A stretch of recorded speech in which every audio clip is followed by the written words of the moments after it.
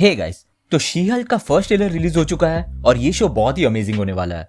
इतने larger than life characters होने के बावजूद ये काफी ग्राउंडेड और फनी टेक लग रहा है इस कैरेक्टर का। साथ ही साथ ये शो एमसीयू की ग्राउंडेड कंटिन्यूटी को भी और एक्सप्लोर करने वाला है। तो इस वीडियो में इसी ट्रेलर के सभी इंपॉर्टेंट मोमेंट्स को ब्रेक डाउन करेंगे और ये भी डिस्कस करेंगे कि कैसे ये शो एमसीयू के फ्यूचर को इम्पैक्ट कर सकता है। शुरू करने से पहले अगर आप इस चैनल पर नए हो तो सब्सक्राइब जरूर कर लेना सो दैट आपको हमारे लेटेस्ट वीडियोस की अपडेट्स रेगुलरली मिल सके। So without wasting any further time, let's get started.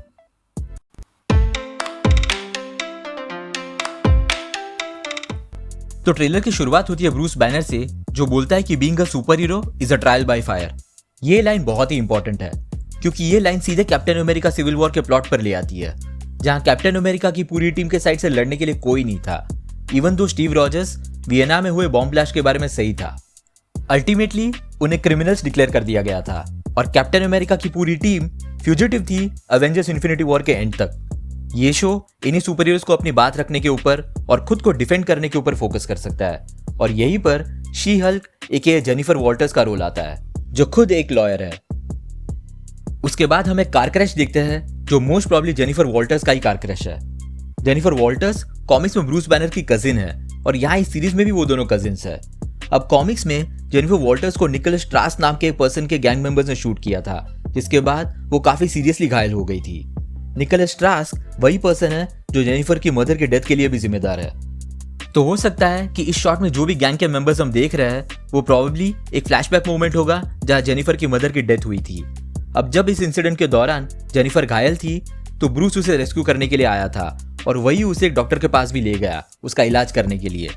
लेकिन जब उसे पता चला कि जेनिफर प्रॉब्ली मर सकती है तब ब्रूस ने खुद अपना ब्लड जेनिफर के अंदर ट्रांसफ्यूज कर दिया, क्योंकि उस जगह पर ब्लड सप्लाईज अवेलेबल नहीं थे। और ये सीरीज भी प्रॉब्ली सिमिलर स्टोरी लाइन को फॉलो करेगी। उसके बाद हम एक फैसिलिटी देखते हैं जो मोस्ट प्रॉब्ली राफ्ट प्रिजन है, जिसे हमने कैप्टन अमेरिका सिविल वॉर में देखा था। जस्ट दैट ये उसका नॉन मूवेबल और एक्चुअल वर्जन है। और राफ्ट प्रिजन का मतलब है कि प्रॉब्ली यहाँ थंडरबोल्ट रॉस का कैरेक्टर भी होगा। अनफॉर्चुनेटली कुछ ही वक्त पहले रॉस का कैरेक्टर प्ले करने वाले एक्टर विलियम हर्ट की डेथ हो गई थी, जिसका मतलब है कि इस सीरीज में हम उनका probably one of the last performances देख सकते हैं। और अगर थंडरबोल्ट रॉस यहाँ पर है तो प्रोबेबली वैल भी होगी यहाँ, जिसे हमने पिछली बार ब्लैक विडो में देखा था। और हम जानते हैं कि वो भी निक फ्यूरी की तरह अपनी खुद की एक डार्क एवेंजर्स या थंडरबोल्ट्स की टीम बना रही है। अब जेनिफर वॉल्टर्स जिस लॉ फर्म में काम करती है वो फर्म उसे सुपर ह्यूमन लॉ डिवीजन का फेस बनाना चाहता है और प्रॉब्ली यही रीजन है कि वो एमिल ब्लॉन्स्की से मिलती है इस प्रिजन में, जो कि डेफिनेटली इसी राफ्ट फैसिलिटी के अंदर है। एमिल ब्लॉन्स्की वही अबॉमिनेशन है जिसे हमने पिछली बार शांग-ची में देखा था, जब वो वोंग से फाइट कर रहा था। और वोंग जिस जगह पर वापस ले जाता है उससे, वो यही राफ्ट फैसिलिटी का प्रिजन है। और अब ये कंफर्म भी हो चुका है कि वोंग भी अपीयर होगा इस सीरीज में। लेकिन अब सवाल आता है कि वोंग आखिर राफ्ट के बिजनेस के साथ इंटरेक्ट क्यों कर रहा है। शांग-ची में उसे अबॉमिनेशन को एक तरह से ट्रेन करते हुए दिखाया गया है। अब अबॉमिनेशन को यहाँ थंडरबोल्ट रॉस ने ही कैद करके रखा हुआ है, लेकिन एक प्रिजनर को इस तरह से जेल से छुड़ा के ले जाना ऑब्वियसली इलीगल है। तो क्या वोंग ये सब रॉस के कहने पर कर रहा है या फिर उसका कोई और ही प्लान है अबॉमिनेशन को लेके। कॉमिक्स में अबॉमिनेशन थंडरबोल्ट रॉस के साथ ही काम करता था और थंडरबोल्ट्स टीम का पार्ट भी था वो। लेकिन वोंग का यहाँ आना एक अनएक्सपेक्टेड ट्विस्ट दे देता है अबॉमिनेशन के कैरेक्टर को, क्योंकि शांग-ची के एंड में हमने देखा कि वोंग अभी भी एवेंजर्स के टच में है। तो अगर उसे अबॉमिनेशन के बारे में रॉस से पता नहीं चला तो दूसरा पर्सन जो उसे बता सकता है वो है ब्रूस खुद। अब ब्रूस को आखिर अबॉमिनेशन की जरूरत क्यों पड़ी होगी वो देखना इंटरेस्टिंग होगा। लेकिन आपके क्या थॉट्स है वोंग के कनेक्शन को लेके इस शो में, नीचे कमेंट सेक्शन में जरूर बताना। अब ब्रूस को हम इस सिक्लूडेड आइलैंड जैसी जगह पर देखते हैं और प्रॉब्ली इसी जगह उसने अपनी लैब भी बनाई है, क्योंकि यहाँ की दीवारें एक केव जैसी ज्यादा लग रही है। शायद इसी जगह की बात उसने एंड गेम में की थी, जहां उसने 18 महीने बिताए थे अपने आप को प्रोफेसर हल्क में ट्रांसफॉर्म करने के लिए। यहाँ उसे डिस्टर्ब करने वाला कोई नहीं था। लेकिन अब अपना ब्लड अपनी कजिन के अंदर ट्रांसफ्यूज करने के बाद वो जेनिफर वॉल्टर्स को भी अपनी लैब में लेके आया है और ब्रूस यहाँ एक तरह से उसके इमोशंस, खास करके फियर और एंगर को सिमुलेट करने की कोशिश कर रहा है, जिसके चलते वो ट्रांसफॉर्म भी हो जाती है। इससे हमें समझ आता है कि ब्रूस ने जब खुद का ट्रांसफॉर्मेशन प्रोफेसर हल्क में किया होगा तो उसने भी प्रॉब्ली इन्हीं एक्टिविटीज को किया होगा जिसे वो खुद पर कंट्रोल रख सके। अब वही चीज वो यहाँ जेनिफर वॉल्टर्स को सिखा रहा है। इसीलिए हम इस ट्रेलर में जेनिफर को पहले से ही अपने कॉन्शियस फॉर्म में देखते हैं, भले ही वो ट्रांसफॉर्म हो चुकी है। लेकिन इस ट्रांसफॉर्मेशन के अपने साइड इफेक्ट्स भी है। ऑब्वियसली उसका खुद का अपीयरेंस चेंज हो चुका है अब, और ये बात उसकी पर्सनल लाइफ को भी काफी हद तक अफेक्ट करेगी, जिसका मोन्टाज हमें इस ट्रेलर में दिखाया गया है। इन दी एंड वो खुद को एक्सेप्ट करना सीखेगी और एक पॉइंट के बाद इवन पब्लिक में भी वो अपने अपीयरेंस को फुल्ली एम्ब्रेस करेगी, जो प्रॉब्ली इस शो का थीम भी लग रहा है, सेल्फ एक्सेप्टेंस। इसके साथ साथ हम उसे ब्रूस से ट्रेनिंग लेते हुए भी देख सकते हैं अपने इन पावर्स को कंट्रोल करने के लिए।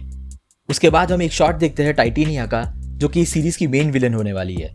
कॉमिक्स में टाइटेनिया का नाम मैरी मैकफेरन था, जो कि प्री मैच्योरली बॉर्न हुई थी। बाकी लोगों की तरह वो फिजिकली नॉर्मल रेट से एज नहीं हो रही थी, स्पेशली उसकी हाइट जो नॉर्मल रेट से नहीं बढ़ रही थी, और स्कूल में उसे इसी बात पर चिढ़ाया जाता था।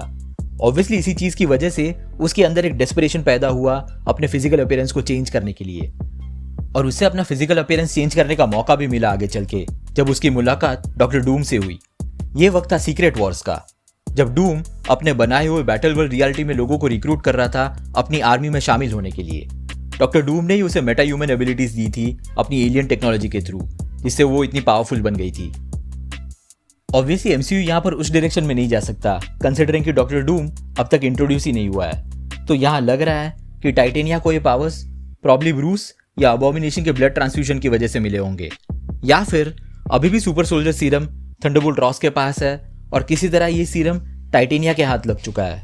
आपके हिसाब से टाइटेनिया को ये सुपर ह्यूमन पावर्स कैसे मिले होंगे, नीचे कमेंट सेक्शन में जरूर बताना। ओवरऑल ये ट्रेलर काफी अमेजिंग लेकिन सरप्राइजिंगली फनी भी था, जो कि प्रोबेबली इस सीरीज की भी वाइब होने वाली है।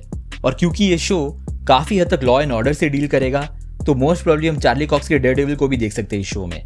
और जिस तरह एमसीयू का मल्टीवर्स एस्पेक्ट धीरे धीरे एक्सपांड हो रहा है, उसी तरह इवन उनके ग्राउंडेड शोज की कंटिन्यूटी भी इस शो से आगे बढ़ेगी, जो शायद डार्क एवेंजर्स में कल्मिनेट होगी। तो आपके क्या थॉट्स है शी हल्क के इस ट्रेलर को लेके, नीचे कमेंट सेक्शन में जरूर बताना। अगर आपको वीडियो पसंद आया हो तो उसे लाइक जरूर कर देना, और अगर आप इस चैनल पर नए हो तो सब्सक्राइब करना मत भूलना। हम रेगुलरली ऐसे वीडियोस पब्लिश करते हैं। हमारी रिसेंट वीडियोस को देखने के लिए यहाँ पे क्लिक करें। Thank you so much for watching guys, stay safe.